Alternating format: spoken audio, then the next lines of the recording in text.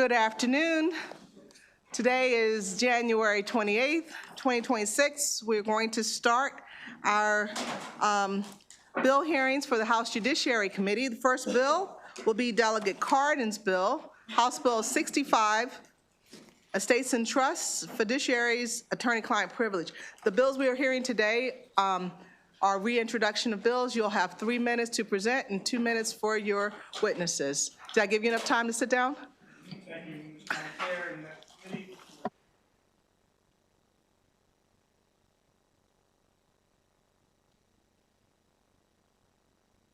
Is that working now? House Bill 65, John Cardin, for the record, supporting it. I believe I may have 2 witnesses. I thought I only had 1, and I think that they're online. Is anybody here? I think they're online.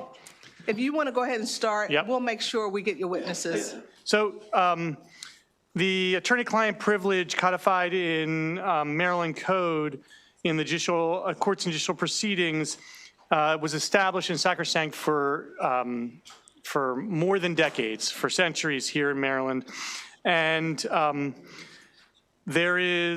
there is an uncertainty as to whether attorney-client privilege applies to fiduciaries, such as a trustee agent under a financial power of attorney or a personal representative who seeks to advise and counsel as a fiduciary under Maryland law.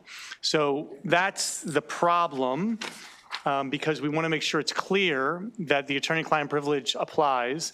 And what this bill does is it eliminates the uncertainty by codifying an affirmative statement that attorney-client privilege applies when an attorney represents a fiduciary.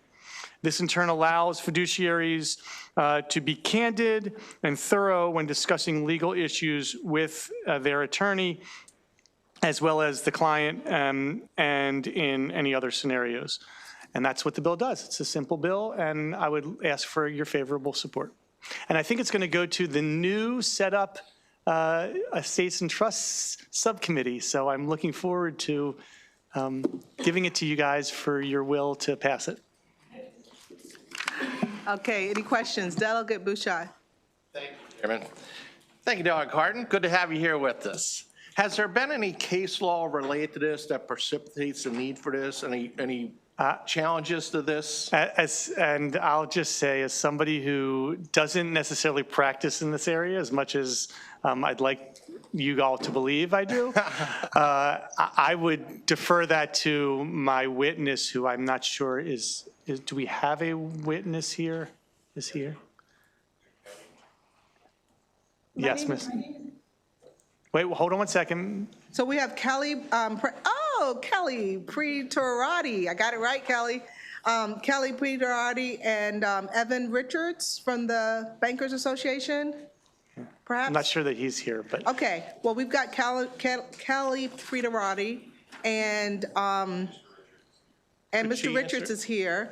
Oh. And Delegate Bouchard, did you get an answer to your question? And I was wondering if there's been any case law related to this, or what precipitates moving this. Is there any ambiguity in the existing law that's been reviewed by the court? Okay, so Delegate Bouchard, let's wait until Ms. Pretorati has had a chance to testify, and we'll hold that question for her. Does anyone else have any questions for Delegate Cardin at the moment? Okay, Delegate Susan McComas. Thank you, Madam Chair. My question to you is, if the attorney advises the client, okay, you want to make sure it's clear that it's attorney-client privilege, correct? Yes. Okay, but what is going on now is you have a lot of companies that advise people and do the trusts and estates, and I am familiar with a case where they said that they weren't married, okay, and of course they had 6 kids and they were married, okay, and there was this trust, and I'm concerned that people may be ripping off other people, okay, because of the machination of this whole thing. So it's currently in litigation. I'm not in the case, but I was aware of it, and I'm concerned about games being played. And so, you know, I realize that an attorney has a fiduciary duty to the client, but when the client is not forthright and says they're not married in the trust instrument, and they sure as heck were married, that should be an issue. Right. So I'm sure that Ms. Preteriotti is going to be able to enlighten us on that. But I will just say that I'm not sure that that necessarily, of course, this is about the attorney-client privilege and the attorney being able to make sure that people can be forthright with them. If they're not being forthright, then the attorney-client privilege is really a moot issue. So I don't think that this particular problem we're trying to solve here is something that is ripe for that discussion. Okay. But I'll let the I experts from the was like, MSBA oh my talk about it. God, when I heard about it. So anyway, I'm kind of curious to see what. Okay, everybody well, thinks. And the Maryland State Bar Association did come with this as one of their priority bills. We have about 6 of them that you're going to hear over the course of the session. This is one of them. okay. Well, I see no further questions, and I see, it sounds like there's 2 questions that we're going to let Ms. Preteriotti address. But you can go ahead and give us your testimony, and then if you would also answer those 2 questions if you've heard them, or we can repeat them whenever you're ready. Thank you. I'd be happy to do that, Chair Bartlett. Thank you, and it's lovely to see you again. I appreciate the opportunity to be here on behalf of the Estates and Trust section of the Maryland State Bar Association. This legislation is important for all fiduciary matters, whether they're in administration or litigation. I practice particularly in trust and estate litigation, and I see this issue come up because there is at least one Maryland case where we acknowledge that we've never recognized it, but there are jurisdictions across the United States where they have expressly declined to recognize it and codified, as we're asking to do here today, that there is no exception, while there are a minority of states in which a fiduciary exception has been recognized. And so litigants in the context of trust and estate litigation, often if they're representing a beneficiary, will advance this argument that there is some fiduciary exception, and you end up spending time and money at the expense of both the judiciary and litigants, really litigating an issue that shouldn't be litigated. Maryland has never recognized it, and there's no reason why we shouldn't sort of nip this in the bud, if you will, so that we don't have to litigate these issues and there's no more uncertainty. I just will also highlight what was said initially about this bill in terms of the importance of the candor in the attorney-client relationship. Fiduciaries, personal representatives, trustees, and the like are forced to make really tough decisions in the context of administration, and they should be able to have open, honest, and candid discussions with their lawyers, oftentimes dealing with beneficiaries who have different interests and sometimes competing interests and goals with the trustee. So the goal of this bill is really to allow that administration to go smoothly and without objection. Thank you, Ms. Preteriotti. Could you also address the questions, or Delegate Boucher, do you want to ask your question again?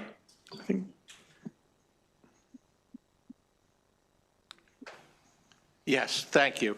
The question is there any case law out there that motivates this? Usually, sometimes in situations like this, judiciary creates a case law, and then we try to create a statute to address it. Is there any case law surrounding this? Right. And in this situation, there's a single Maryland case, the Trassetti case, and I'll get the site for you, where it was acknowledged that Maryland had not recognized the exception. But the issue that we're trying to prevent with this legislation is what we've seen in a number of other states, where through case law, some form of the exception is either recognized or mentioned in dicta, which then leads to litigation surrounding whether it applies and in what context it applies and how broadly it applies. As I mentioned in my testimony, there are only a minority of jurisdictions I believe 5 that have expressly acknowledged the fiduciary exception to the attorney-client privilege, and there are 13 or more that have either by statute or through case law expressly acknowledged that there is no fiduciary exception to the attorney-client privilege. And I'll just point out that Florida is one of them. I practice in DC, Maryland, and Florida. And and because they have statutorily codified this, it has helped the bar in whole prevent the kind of litigation, frankly, I am personally experiencing in Maryland right now. Thank you very much. You're welcome. Thank you. And Delegate Susan McComas, could you ask your question as well? Yes, basically, all right, if I'm going to give this hypothetical, if the marriage has been, let's say, 30 plus years, you have 6 kids, and the wife goes to an attorney and says, I'm divorced, when they obviously weren't, okay, and the trust instrument says that they were divorced, which was not true, okay, and all in the effort to basically not provide any marital property to the spouse. My question is, what would the remedy be for that? I think the remedy for that would be the attorney doing some independent investigation on whether what their client is telling them is true. But what we're proposing in this legislation is distinct from the issue you're describing. I mean, attorneys across the state, I'm sure, have run into situations where they have clients who are being dishonest with them. And we have an obligation to do our own due diligence. And if you discover that you are being misled by your client, you have both responsibility under the rules of professional conduct and ethical obligations to address that. The legislation that we're talking about does not impede that effort and that requirement by counsel to perform an independent investigation. Well, thank you. And is there any case law on that type of a situation that you're familiar with, since you're aware of other states? Are you talking about the situation that the situation I described? Yeah. So in your hypothetical, I'm not clear on who the fiduciary is. Are you saying the wife was the trustee of the trust and Correct. hired? Yes. Yes. And hired Yes. counsel and basically misled the attorney, saying I'm divorced, And- I'm not married, or I'm unmarried, and that was not true at the That's time it. the trust was set up. This bill doesn't impact Yeah, that. I know that, but we got an expert here. I'm taking advantage of it. No, I'm happy. I'm bad. I would be happy to have a conversation with you offline. I'm not off Okay. the top of my head. Offline. I Okay. don't know of another situation where that express fact scenario has presented itself, but I'd welcome a conversation with you about it. Okay, all right. Okay. Thank you very much. Thank Perfect. you. Thank you for your Madam Chair, for testimony. indulging in this. Sure. Thank Absolutely, you my for- pleasure. Thank you for your testimony. We're going to go now to Delegate Embry. Thank you very much. And Delegate Carton, I look forward to getting more deeply into this issue in subcommittee. But the challenge I've had, and I think the courts have had, is who is the client in this situation? Because some courts have struggled with, is the beneficiary of the trust the client, or the fiduciary who sought the advice in their administration of the trust?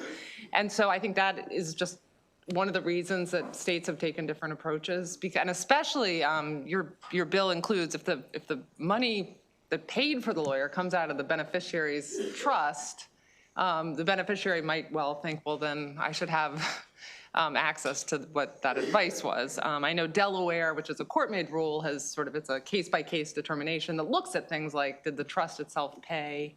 Is the litigation about whether the fiduciary mismanaged funds? So if you would comment, I think it is a complex question, because often the litigation that you're talking about is about the beneficiary is saying the fiduciary did not, do the right thing, and they're litigating the fiduciary's behavior. And so that material that was provided by counsel, paid for the trust possibly, would very much be material in the litigation. So I just wonder if you could comment on that aspect of it. That's for you, Kelly. Okay, just wanted to make sure because I thought she directed her question to you. She did, but I'm deferring. I'd be happy to respond. So your question is a great one, and this bill is trying to answer the question you posed. Who is the client? So the client is the fiduciary, the trustee, the personal representative. Throughout, I think, Maryland's case law history, and as often reflected in the governing instrument, a fiduciary who sometimes has ties to the family, sometimes does not, is permitted to use trust assets to retain counsel and to advise them in the context of their fiduciary role.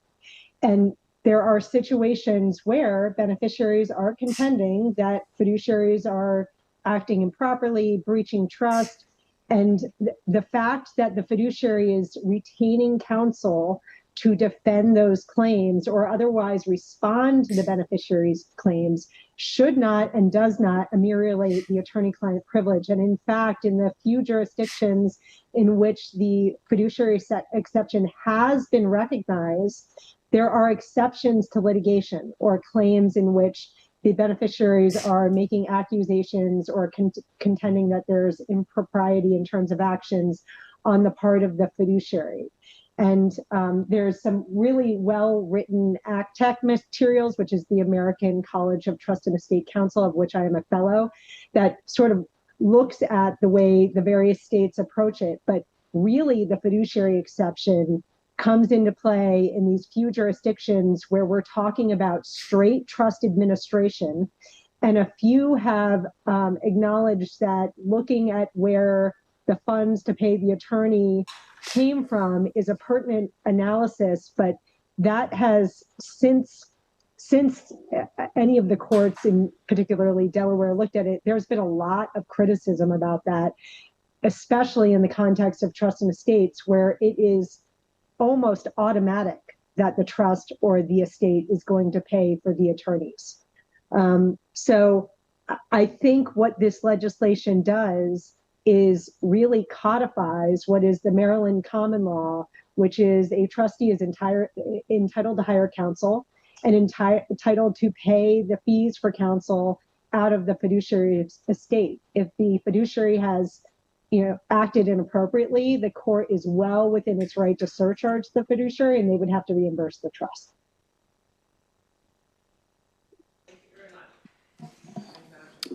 Thank you. And Delegate Phillips? So, thank you, Madam Chair. The subcommittee chair raised the question now that I've got to think through. What happens if, in fact, would there be a time that the conversation between the attorney and the fiduciary would become relevant? And would there be an opportunity for either a waiving by the attorney or the court to pierce that relationship, the privilege? Because there may be a time when it really is inappropriate. And I can't think of it, but I'm just trying to figure out, is there a provision that would allow it if, in fact, either the attorney realized that this was inappropriate or the court said, look, there's some things that may have happened and we think it's important for us to understand that. Is there any way that we could get through that with existing law? So under existing law, what the parties can do is submit a consent order to the court, providing for a limited waiver associated with some advice, whether it be a memo or some written work product or letter that the beneficiaries need to see. And there might be examples where that is appropriate in the context of distributing out specially held assets like businesses or real estate. Maybe there's some tax advice that the trustee would like to share with the beneficiaries because it bears on assets that they're receiving as a part of their distribution. But that decision to waive the privilege in a very contained sense needs to remain with the fiduciary with whom the attorney had the relationship and who procured the advice. But there is a mechanism to do it, and you can do it by consent order, and the consent order can limit the waiver so that the beneficiaries get the benefit of the advice, but there is no further and broader waiver. Okay. Had to think through that one. Thank you. My pleasure. Thank you. Thank you, Madam Chair. Mr. Richards? Is Mr. Richards on? Oh. Oh, thank you, Madam Chair, members of the committee. For the record, my name is Evan Richards, Head of Government Community Relations for the Maryland Bankers Association. The association supports as House Bill 65 as it gives fiduciaries, including bank trust officers, clear protection when seeking legal advice. This protection reduces risk and strengthens the bank's ability to administer estates and trusts confidently without compromising client confidentiality. You have our written testimony. I'm happy to answer any questions. Thank you, Mr. Richards. Anyone have questions? Seeing none, that ends the testimony for House Bill Thank 65. you, Madam Chair. And just to say that thank you to Ms. Preter-Rodi, who made me look really smart today. So thank you. It's my pleasure. Thank you for having me. Delegate Allen, we're going to have House Bill 114 with Delegate Allen. We have witnesses.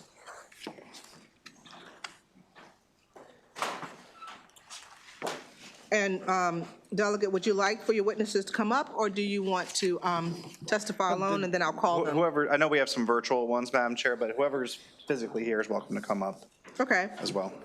Kurt Erickson. Brianna Clark Braverman. Arlene Rosenbutch. Amanda Zelkowski. Laura Wilt. Kirsten Brown. Sorry, I've gone too far.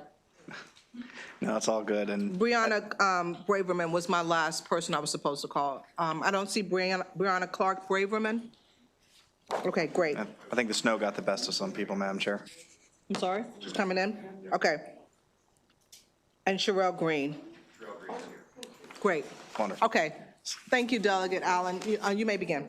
Thank you, Madam Chair. Madam Chair, members of the committee, my name is Delegate Nick Allen. I'm here today to testify in support of my bill, House Bill 114, also known as Mateo's Law, which is cross-filed by your friend and mine, Senator Nick Charles, as Senate Bill 110.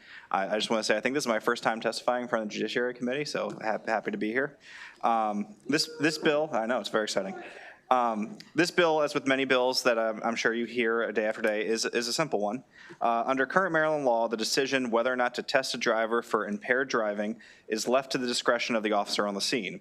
This bill simply removes the discretion portion in the case of fatal accidents or accidents involving life-threatening injuries, and requires the testing of all drivers involved. This guarantees any potential bias is completely removed and ensures that anyone who drives impaired is held accountable in these circumstances. The goal here, obviously, is safety. We all know that impaired driving is a very serious matter. Traffic fatalities are a nationwide scourge, and we all share the goal of achieving zero traffic deaths in the state of Maryland. But in those cases where someone does choose to drive impaired and their recklessness results in death or serious injury, we must have the tools in our toolkit to hold them accountable. You will hear more later on about the intense personal, emotional, and lifelong costs that these fatal crashes cause to families. But first, I want to add a few things of my own. On a personal note, my passion for this issue is largely informed by my time in the military. When I was in the Army, one of the quickest ways to end your career, especially as a leader of soldiers, is to get a DUI. It's treated with such seriousness because it demonstrates a lack of judgment and a disregard for the lives of others on the road. And this directly flies in the face of the U.S. military's ethos. So that's why I feel so passionately about this, especially, again, when it comes to impaired driving that results in the death of another. I also want to talk about the practical aspects of this bill. First, we know there are limitations in current science and technology when it comes to testing for cannabis impairment. This was a question that was raised several times in the Senate hearing on this. The bill is drafted in such a way to accommodate any updates or changes to testing technology in the future, and it leaves the current framework that's already in COMAR when it comes to this testing in place. Second, I want to point out, and I'm sure it's obvious to a lot of you who have taken a look, but it has a pretty substantial fiscal note attached. I don't want to disagree with the state police and their numbers. I trust their numbers, but I want to work with you and the committee on trying to find a way to create practical solutions, bring that price tag down potentially, and at the end of the day, we're talking about human lives here. So I'll now turn it over to the other members of my panel, but I thank you for your time. I respectfully request a favorable report, and I look forward to answering any questions you may have. Thank you. Mr. Erickson? Thank you. Is this on? The light turned on? I believe you do not have to turn it on. I believe it will be turned on for you. Okay, let's do this. And there you go. Thank you. Madam Chair, members of the committee, my name is Kurt Erickson. I serve as president of the 44-year-old Maryland nonprofit Washington Regional Alcohol Program, which is an organization that has served as project director of Maryland's Checkpoint Strike Force campaign and Maryland Remember ceremony. You have our written testimony and unequivocal support of House Bill 114. House Bill 114, in an effort to obtain more complete data on alcohol and or drug levels for drivers in fatal crashes, tries to get data that's classified by the National Highway Traffic Safety Administration as critical, quote unquote critical, to developing impaired driving programs, evaluating their effectiveness, and monitoring impaired driving levels. This bill requires the alcohol and or drug testing of any and all persons involved in motor vehicle accidents that results in the death of or life-threatening injury to another person. According to NHTSA data, as early as June 2025, Maryland has the third highest percentage of surviving drivers not tested in fatal traffic crashes amongst U.S. states. With nearly 9 out of 10 surviving drivers in Maryland's deadliest crashes not tested for alcohol and or drugs, the state is missing integral data necessary to better address the cause of over a quarter of Maryland's traffic deaths, impaired driving. By the way, that's 27.6% according to the Maryland Highway Safety Office data. Finally, with crash rates rising in states which have legalized retail sales of marijuana for recreational use, according to the Insurance Institute for Highway Safety, compounded by the National Transportation Safety Board calling on state and federal regulators to, quote, do more to tackle the growing problem as states grapple with prescription drug abuse and adopt a more permissive stance on marijuana, close quote, Maryland is not currently using every tool in its toolbox to prevent the cause of death of more than a quarter of its drivers. As a means of simply better gathering said accurate data about impaired driving in Maryland, which is critical to addressing the scourge, we urge your favorable support of House Bill 114. Thank you. Thank you very much. Do we have any questions so far? Delegate Conaway, and then we'll move on to our panel online. Chair, thank you, Delegate and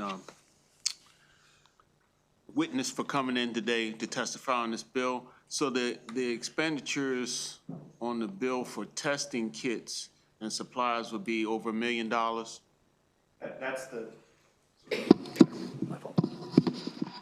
Yes, that's the number that the state police provide in the fiscal note. I mean, it's an estimate like everything else. I think it's based on previous years' fatal crashes plus the life-threatening injuries. I mean, again, it's kind of up to the discretion of the committee as to what the threshold would be, if you guys want to address it that way. Okay. But I do acknowledge it's a substantial. Well, I'm not worried about that part. I want to know have the kits been modified enough where they can tell whether the person is cannabis intoxicated or prescription drug intoxicated?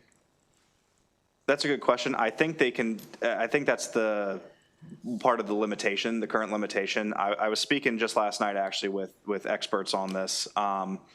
The problem is when it comes to it can detect cannabis in the system, but if it's within I think a couple hours, then the levels go from spiking to really pretty low, and that makes the detection much more difficult after a few hours. Yes, and also the intensity, let's say, of a Delta 8 versus a Delta 9 is different, right? Yes. Okay. So thank you very much. Delegate Taylor. Thank you, Madam Chair. Thank you, Delegate Allen. Good to see you. My question has to do with timing also and detection. And it's, I don't see it anywhere in the article at all, and maybe it's referenced somewhere else, but are we talking at the scene? Because, you know, we all well know, you know, if it happens an hour later, then what's the point? Right. And secondly, this again really does, it's in the article, but it's not anything that you're changing. But I didn't know that blood tests were taken at the scene to test. I know there's a breathalyzer, but the blood test, and that could be for you or anybody else, to, is that something we should address as well, potentially? Are we still doing blood tests at the scene?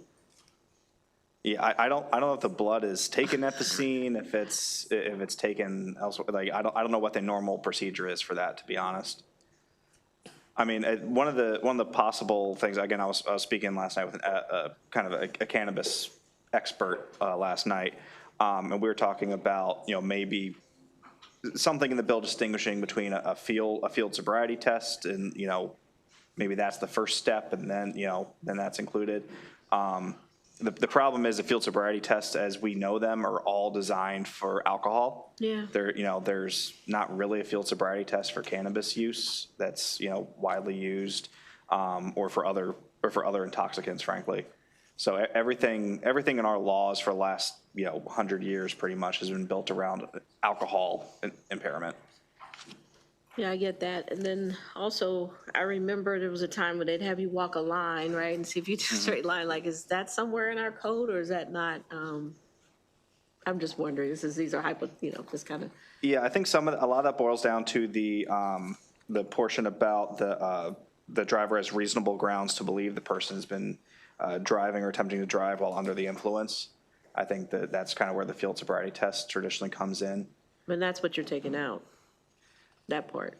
Right. I think, at least in this case, that would be just, again, in all the cases of Okay. fatalities. I just wondered if there's maybe something more we can do with this to tighten it up. That's all. Absolutely. Yeah, thanks.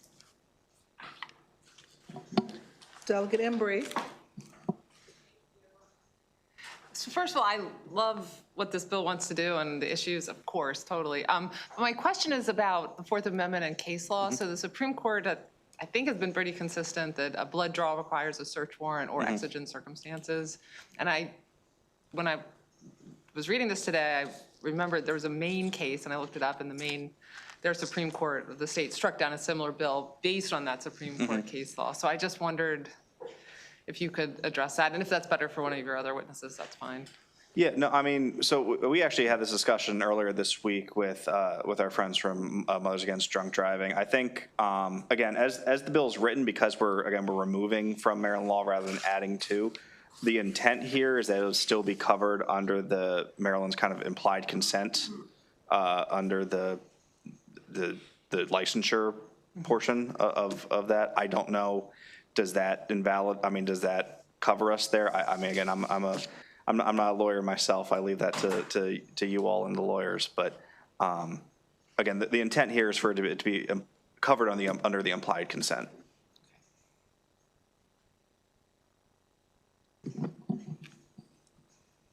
Okay, great. Thank you, Delegate Allen and Mr. Erickson. Doesn't look like there's any further questions. We're going to move on to our panel we have online. We're going to start with Ms.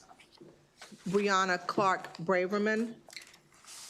Hi, thank you, Madam Chair and members of the committee, for allowing me the opportunity to testify today in support of House Bill 114, also known as Mateo's Law, to help stop impaired driving. My name is Brianna Clark-Braverman, and I'm the Regional Executive Director for MAD chapter of Mothers Against Drunk Driving. MAD thanks Delegate Allen for introducing this proposal. For anyone who has not been impacted by a violent crash caused by an impaired driver, it may be surprising to learn that every day in the United States, 37 people are killed and more than 1,000 people are injured in drunk driving crashes. That does not consider the horrific crashes caused by other drugs such as cannabis or opioids. Since 2019, according to the National Highway Traffic Safety Administration, drunk driving deaths have increased 4%, resulting in 173 preventable deaths in 2023 in Maryland. Maryland is not alone in historical increase in drunk driving deaths. Throughout the nation, drunk driving deaths are at a historic high.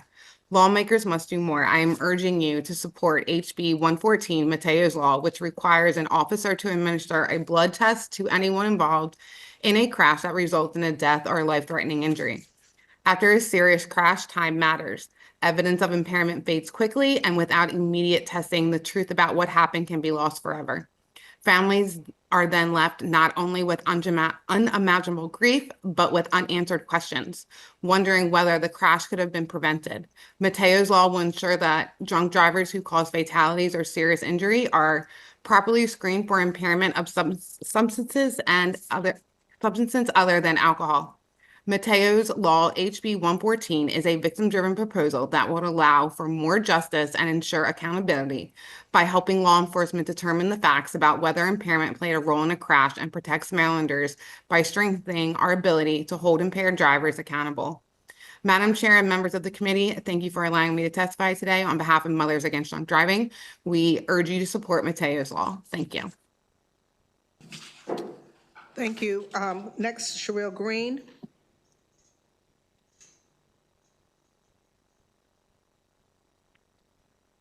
Good morning. Thank you, Madam Chair and members of the committee for allowing me to testify. My name is Sherelle Green, and I am Mateo's mom. On April the 6th, 2024, Mateo was a passenger in a car driven by an acquaintance who was who had been drinking and driving recklessly. He lost control of his car and crashed into a tree, a pole, and then a fence. As a result, my son suffered fatal brain injuries and was pronounced dead the next day, just a couple of days past his 23rd birthday. No sobriety tests were given at the scene, and if not for the diligence of the prosecuting attorney, we may have never received the evidence needed to prosecute. Thankfully, hospital testing revealed that the driver was twice the legal limit. He accepted a plea and served 9 months of an 18-month sentence and was released from jail on Christmas Day. Now, what if the driver had refused medical care at the scene? Or what if impairment testing was offered and refused? The Maryland MVA Ignition Interlock report notes that in 2023, 5,753 drivers refused testing. This is why Mateo's Law is so necessary. It will require immediate mandatory impairment testing at the scene of a driver involved in a crash resulting in death or serious injury.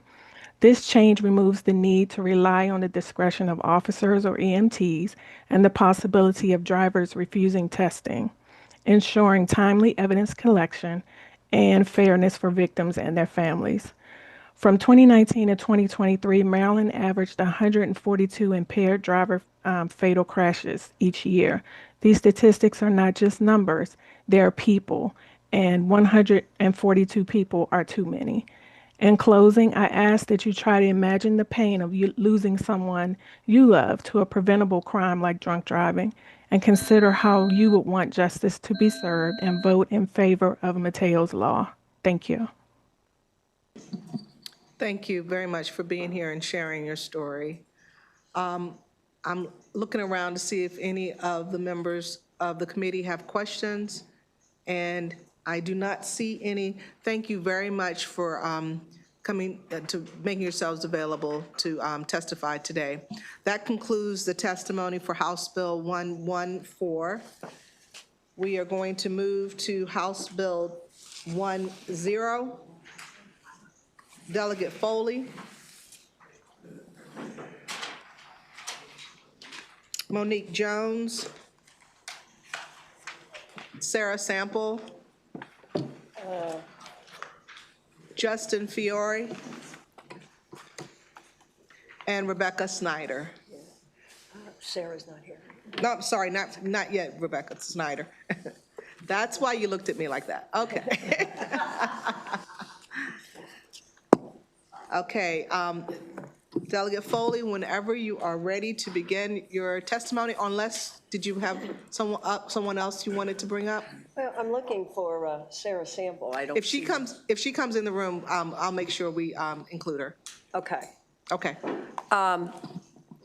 Good afternoon, Chair Bartlett, Vice Chair Davis, and members of the Judiciary Committee. For the record, I'm Delegate Linda Foley. I'm presenting HB 10, which is legal advertisement or legal notice, publication in newspaper and newspapers of general circulation, digital newspapers.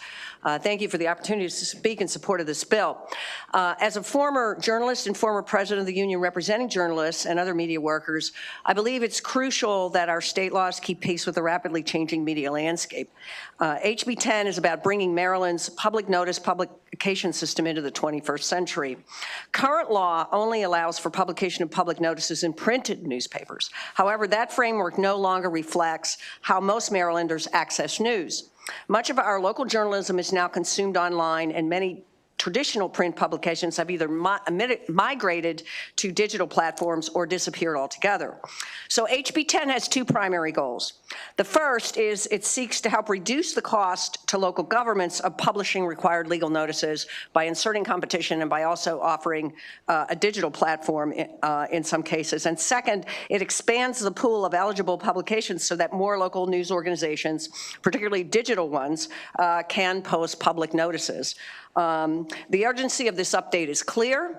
Nationally, 148 local newspapers have closed in the last 12 months. That's more than 2 per week. There is a study from 2024 in my testimony from the Merrill School of Journalism at Maryland, and you'll see in there that reflects the same kinds of trends here in Maryland, or no different. And there are some statistics there about digital versus printed publications. And HB 10, though, also includes some important safeguards with respect to digital publications. They must meet clear criteria before they are eligible to publish legal notices, and they must be legitimate news organizations that cover local communities, maintain a publicly accessible archive, and employ at least one person whose job is focused on reporting local news and information. I think that HB 10 strikes the right balance. And it modernizes our public notice system, supports independent local journalism, expands access for residents, and offers potential cost savings for local governments, all the while maintaining strong standards for transparency and accountability. I just want to address, in the couple seconds I have left, some testimony here and some amendments have been proposed. You're going to hear the Press Association testify against this bill. I am an ally of the Press Association. We have a good relationship. Let me just say that we're talking about this bill, and we are trying to see if we can reach some common ground. I'm not sure if we're going to be able to, but we're trying to do that. Second, I did want to address, you're going to hear from MML. I cannot support the amendments that MML is putting forward. They would not fulfill the goals of this bill when it comes to local media. And then finally, MACO also is suggesting an amendment that I think we're amenable to. Thank you very much. I urge a favorable report of this bill. Thank you. Thank you. We're going to move to Ms. Jones. Good afternoon, Madam Chair and members of the committee.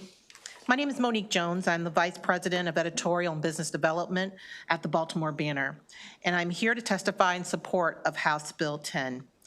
At its core, the purpose of public notice laws is simple: to ensure that citizens are informed about government actions that affect their lives.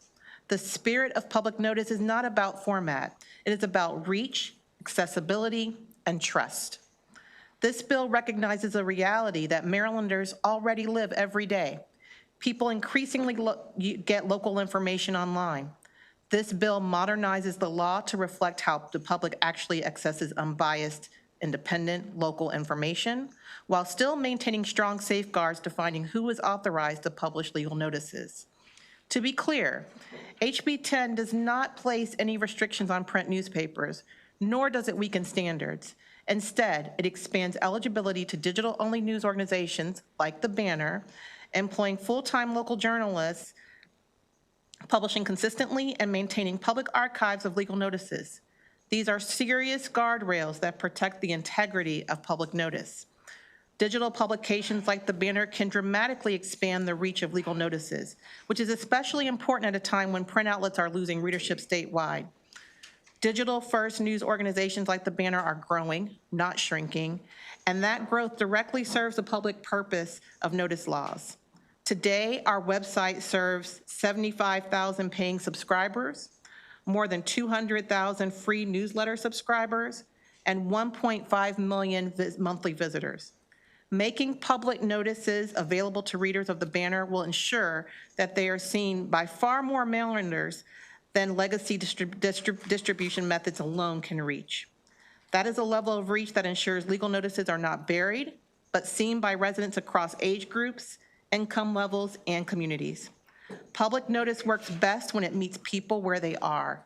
HB 10 gives counties and municipalities more flexibility to do just that, without sacrificing transparency or accountability. For these reasons, we respectfully urge a favorable report on HB 10. Thank you for your time and consideration.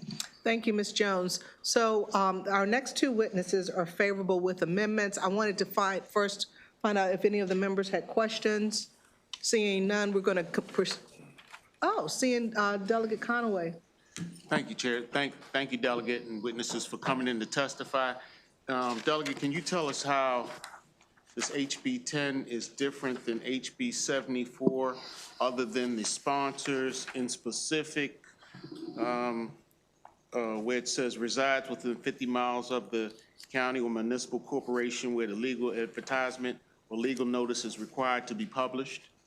Because I believe we discussed that last year.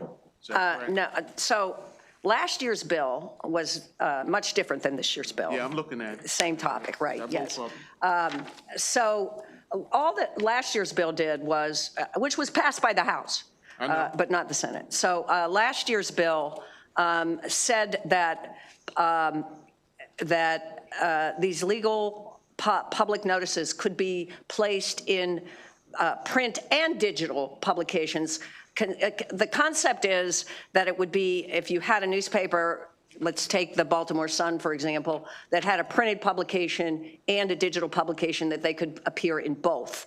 And if there was not a printed publication available, the public notices could then appear in a digital publication. That's what that bill said.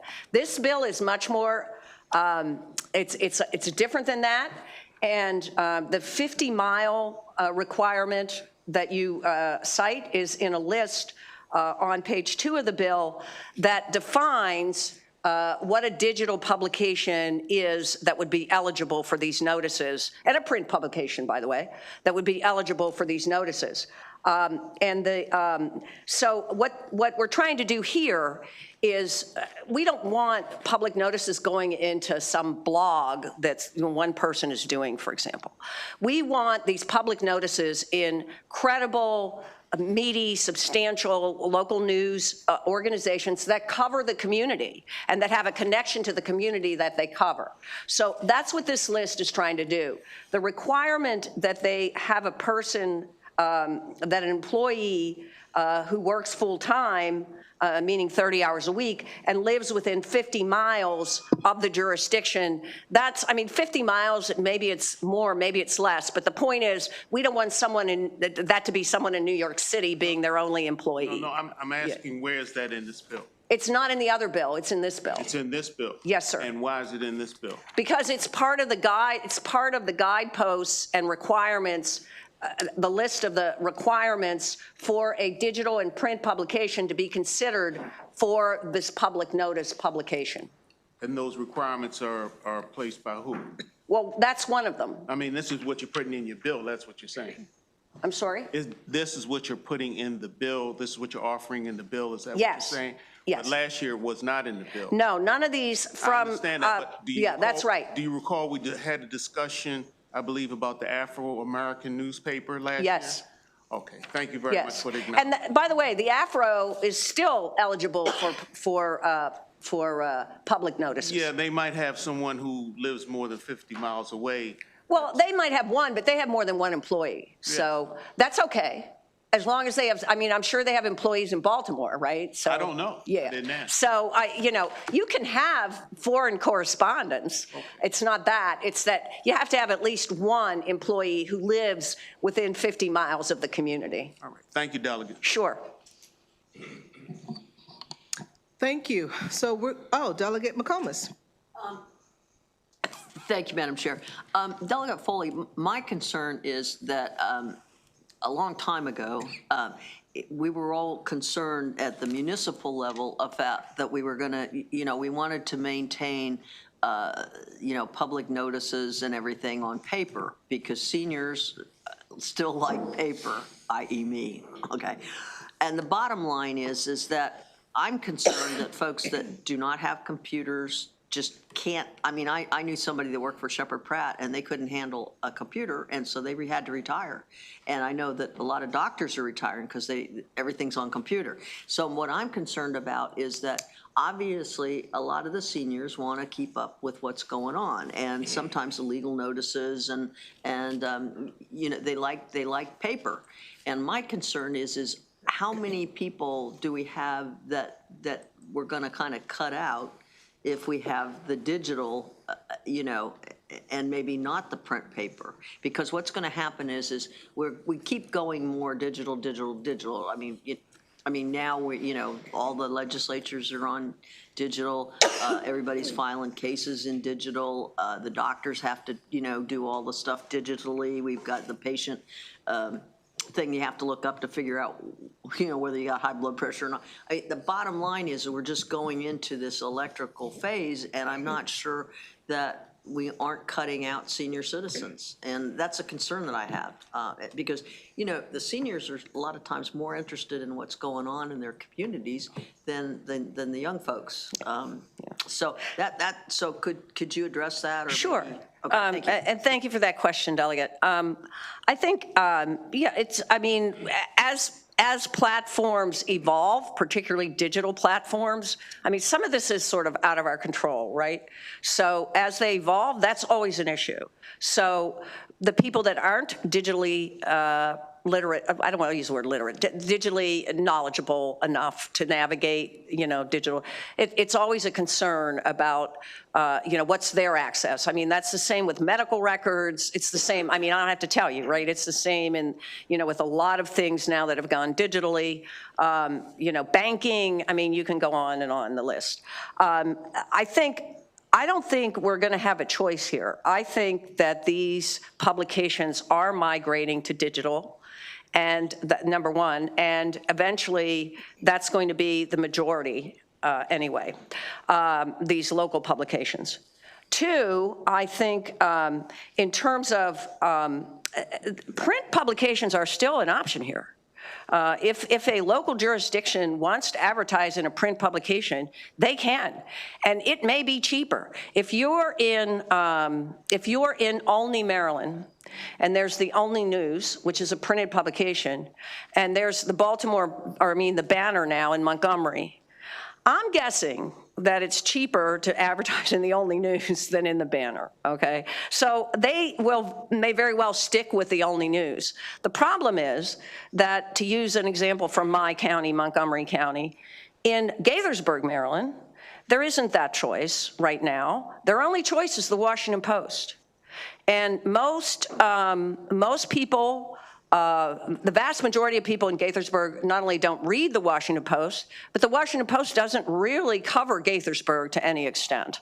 They don't cover local government. They don't cover school board. They don't cover the things that are going on in that community. And so as a result, I don't know about paying what you pay if you are Gaithersburg to put a notice in the Washington Post is really worth it, and that you're reaching the audience you need to reach. So I think it's a balance, and I think that's what we're trying to do with this bill. And it is a little bit new territory, but I feel like we kind of need to get a little bit ahead of the curve here, and that's what I hope to be able to do. Okay. Delegate Phillips.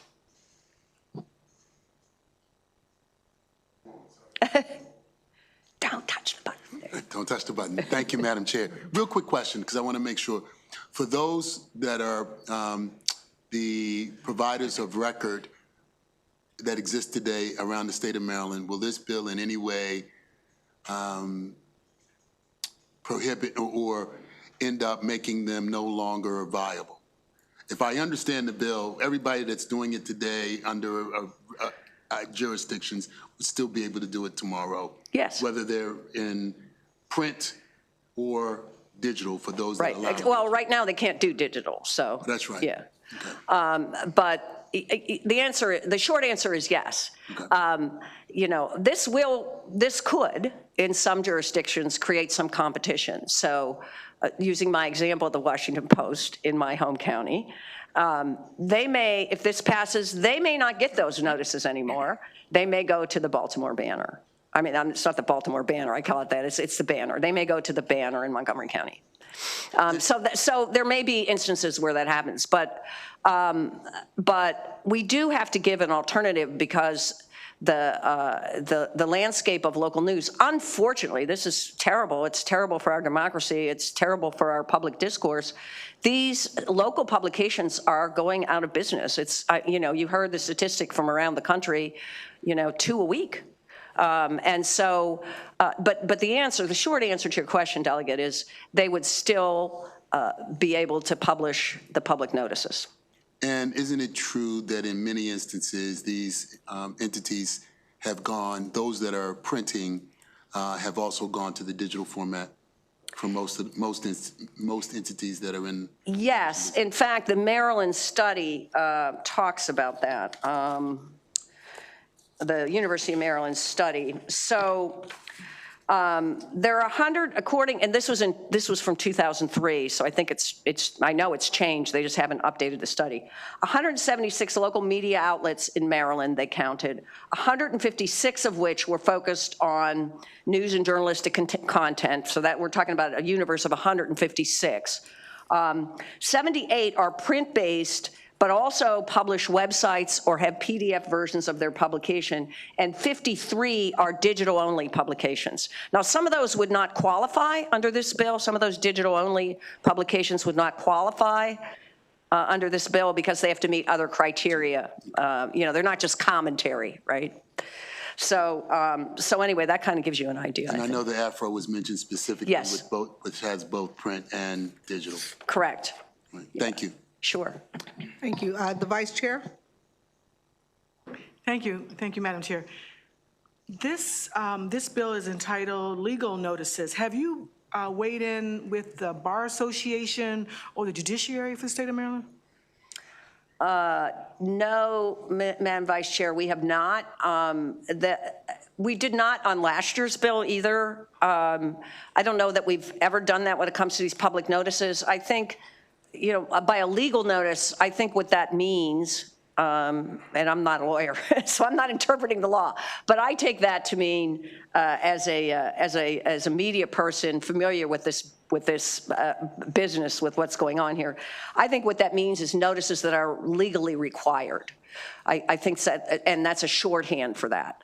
I know in the newspaper business, we call them legal notices, but they run the gamut from, you know, estate sales and, you know, notices of meetings and charter amendments and all kinds of things. Would you do me a favor and make the connection to make sure that we're not stepping into unknown grounds with the Bar Association and the... Sure. Thank you. Great. Seeing no further questions, I'm going to now move to the favorable with amendments panel. And Mr. Fiore, you have been great to sit there, and thank you for that. You have a mic right in front of you that you can use. Yep, you can use that one. And you can begin your testimony. Thank you, Madam Chair, members of the committee. Justin Fiore here on behalf of the Maryland Municipal League in support of House Bill 10 with amendments. We certainly do believe House Bill 10 is a step in the right direction by allowing for public notices to be posted in a digital format. But the question that we would pose is, if we're going to modernize, why not put all public notices in one place that's free to access? So that's what our Universal Access Amendment does, is it places this responsibility in the state archives, where it can serve as an independent and permanent record, free for citizens to access. The amendment outlines that the portal would be searchable, filterable, and allow for notifications of the public on various topics. We believe this will increase transparency and accessibility to government, especially for those who face barriers to traditional print media, such as the visually impaired and those Marylanders that don't speak English as a first language. For these reasons, we would request a favorable report with amendments. Thank you. We're going to go ahead and move to Sarah Sample, who's also favorable with amendment. Hello, can you hear me? Yes, we can. All right. Thank you to the chair and members of the committee for having me. My name is Sarah Sample. I'm here on behalf of the Maryland Association of Counties, and we are here to support with amendments House Bill 10. Thank you, Delegate Foley, for introducing it. We think this is a great bill. It's a good step in the right direction of modernizing this process. We do believe that it's cost effective and flexible, which we really appreciate. We did speak to the sponsor about our amendments and are working through the language at the moment. What we had initially been thinking was to keep lines 8 through 11 on page 4, but make them statewide so that if at any time in the future there is an absence of print or digital options that meet the specifications of the bill, then they still have a pathway to compliance. So it's sort of a fail-safe that was in the original Dorchester law. So we were saying really just to keep that too.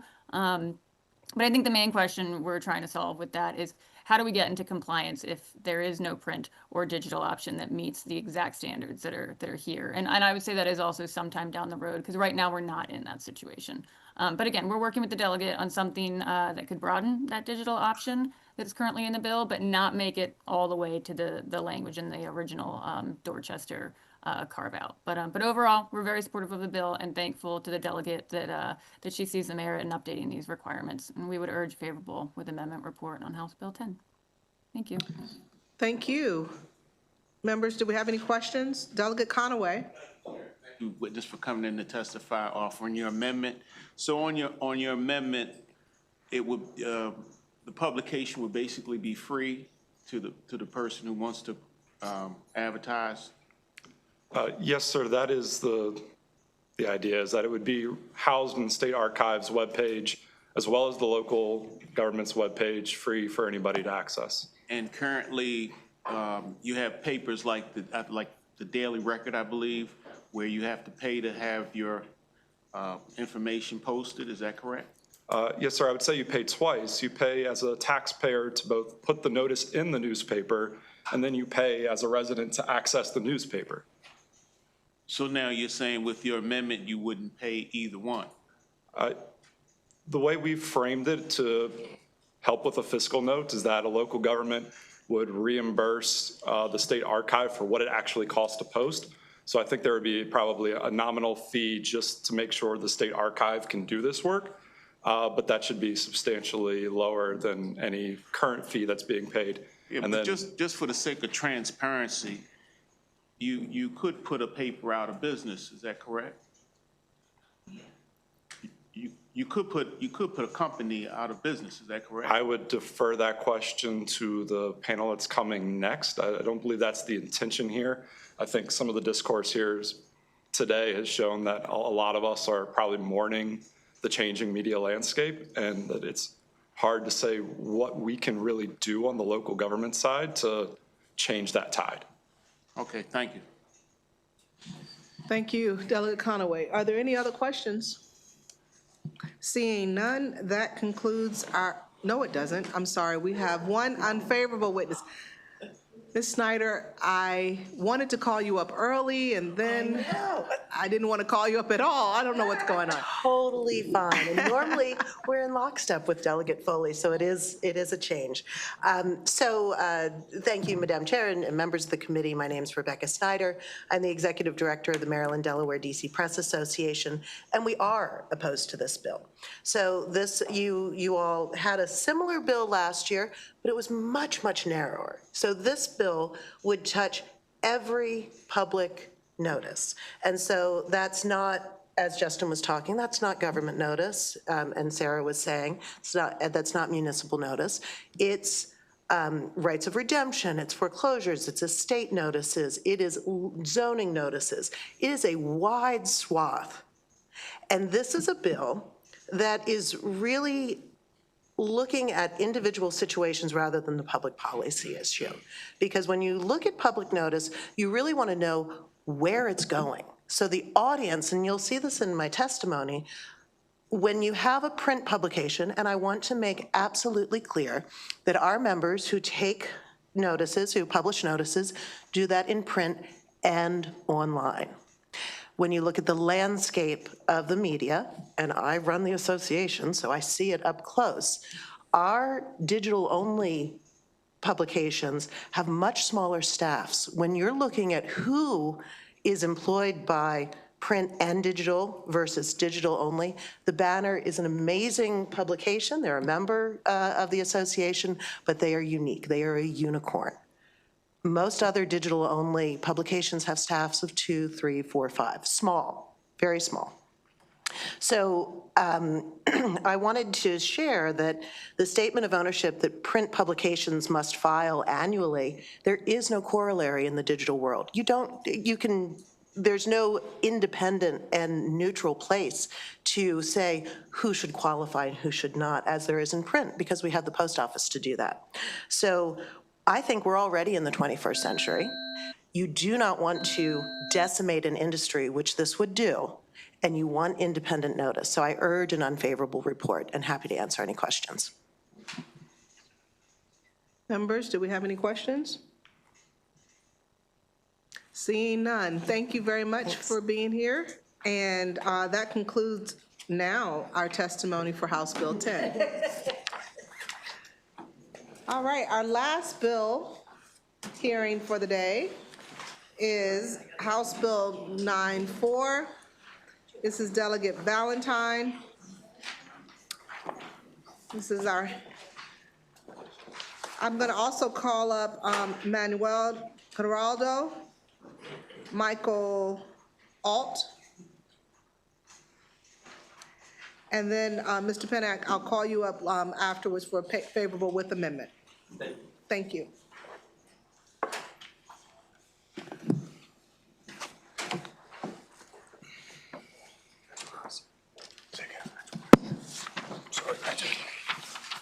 Just if you go right away, that's okay.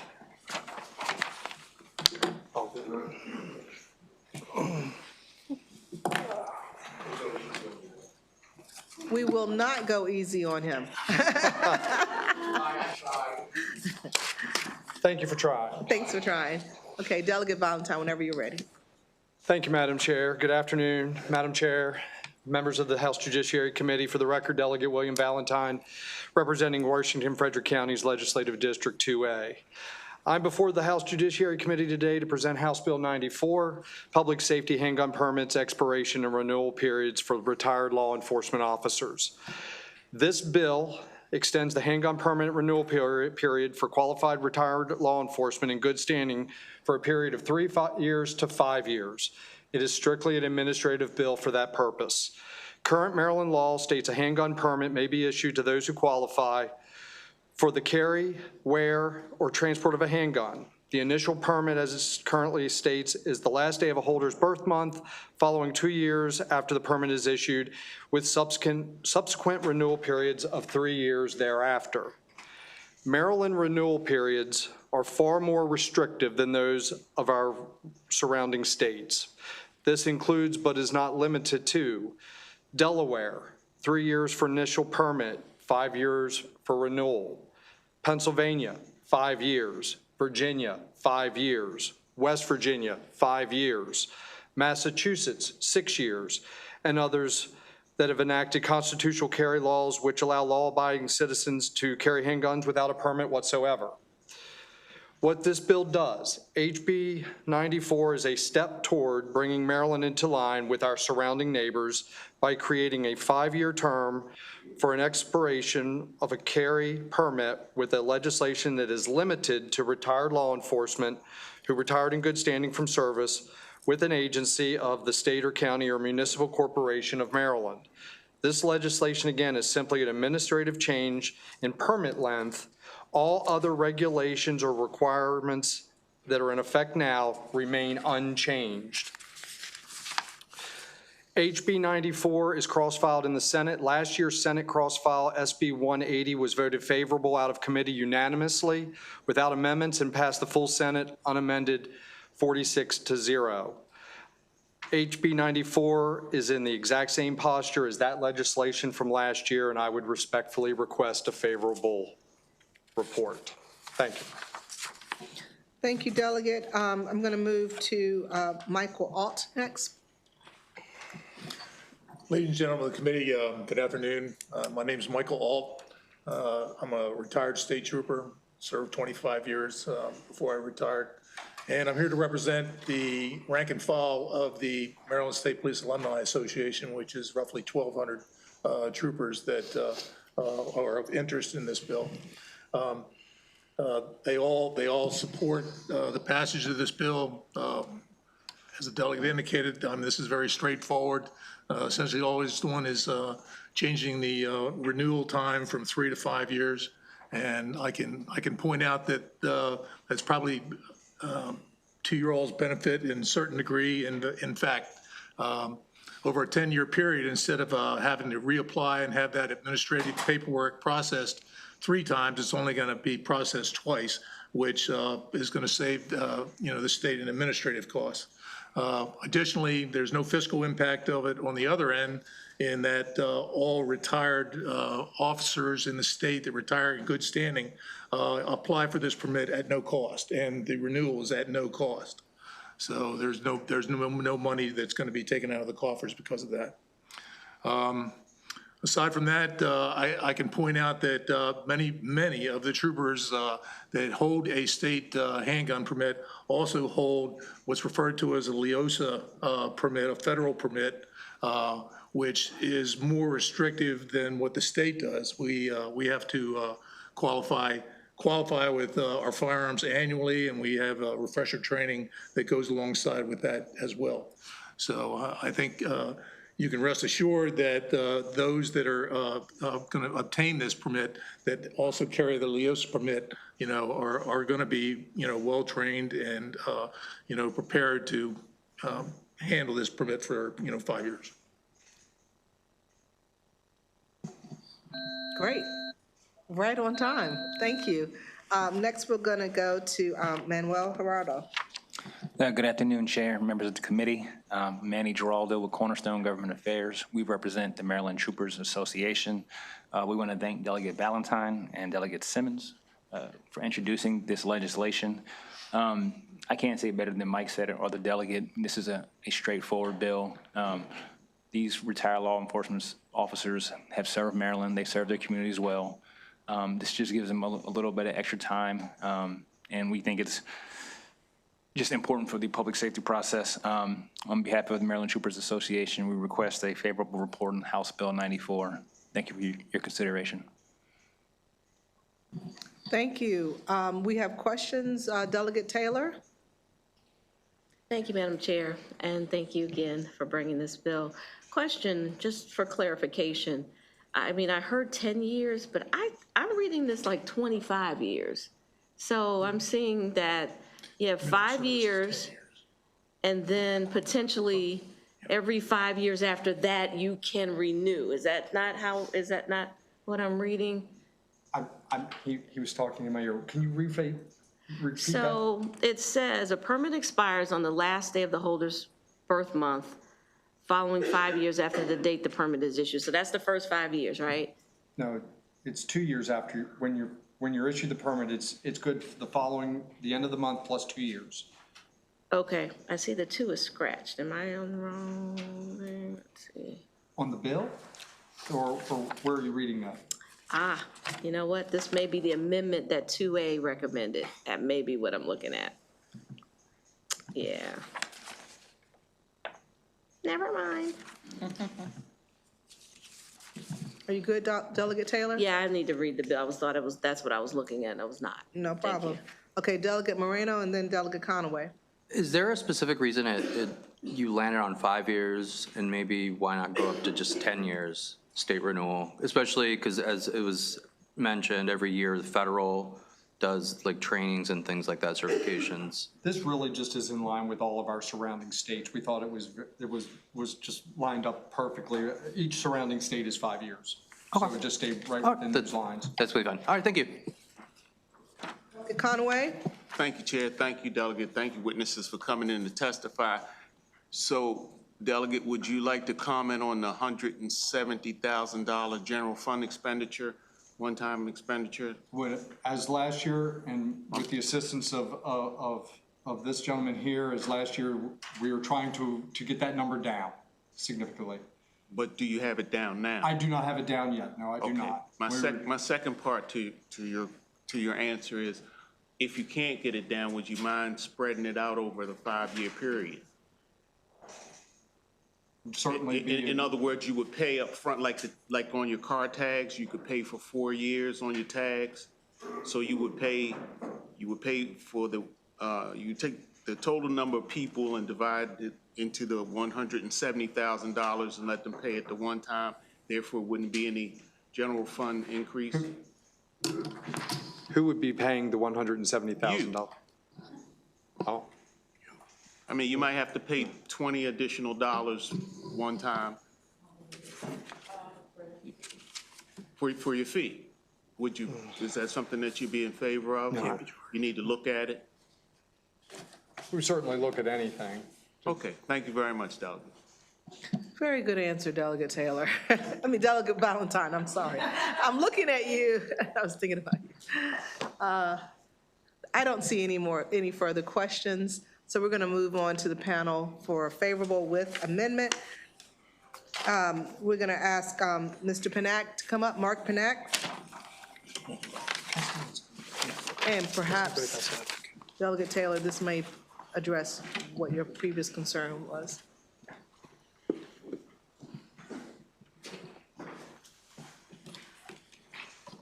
Thank you, Mr. Panak. Whenever you're ready. Thank you, Madam Chair. Mark Penning, President of Maryland Shall Issue. We support the bill with amendments, and the amendments are very simple. Rather than limiting the scope of this bill to simply retired law enforcement officers, to extend the initial period to 5 years for permittability and 5 years for renewal. That's a simple change to the numbers appearing on 5-309 of the public safety article. And the reason is that the current expiration periods are an anachronism of the past.